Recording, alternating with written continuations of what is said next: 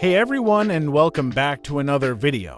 If you're anything like me, you love crisp, clear, and immersive audio on your phone. And if you've been looking for a way to elevate your listening experience, you're in the right place. Today, we're diving deep into how to install the incredible Dolby Atmos OnePlus 9 Pro Magisk Module on practically any rooted Android phone. Before we jump into the installation process, let's lay out the groundwork. It's crucial to ensure your phone meets a few key requirements to make this a smooth experience. First off, your device absolutely needs to have an ARM6 for V8A architecture. Next, you need to be running Android 11 or a newer version. And of course, since we're dealing with a Magisk module, you'll need Magisk or KernelSU installed on your phone. Now, here's a critical piece of advice, especially if your ROM is considered read-only, meaning it's harder to modify system files directly.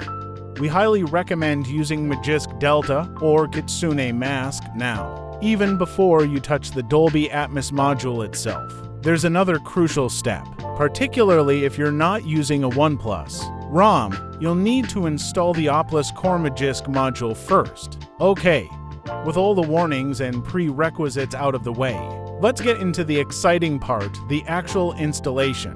As we discussed, if you are on a non-OnePlus ROM, install the OPlus Core Magisk Module first. Do this before installing the Dolby Atmos module. Once the OPlus Core is in place, proceed to install the Dolby Atmos module. You can do this easily through your Magisk app, your KernelSU app, or even via recovery if you have Magisk installed and prefer that method.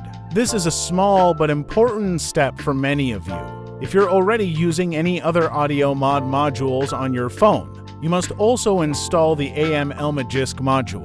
AML stands for Audio Modification Library, and it helps manage conflicts between different audio mods, ensuring they can coexist peacefully without breaking each other. For our KernelSU users, navigate to your KernelSU app settings and disable Unmount Modules by default. This ensures the Dolby Atmos module remains active after a reboot. Once you've completed the installation and rebooted, you should be experiencing the magic of Dolby Atmos. And there you have it. By following these steps carefully, you'll have Dolby Atmos up and running on your rooted Android phone, delivering an audio experience that's truly a cut above the rest. All the download links for the modules and any other resources mentioned in this video are conveniently located in the video description below, so make sure to check that out for easy access. If this video helped you, please give us a big thumbs up, share it with your friends, and subscribe to the channel for more awesome tech tutorials and Android modding guides.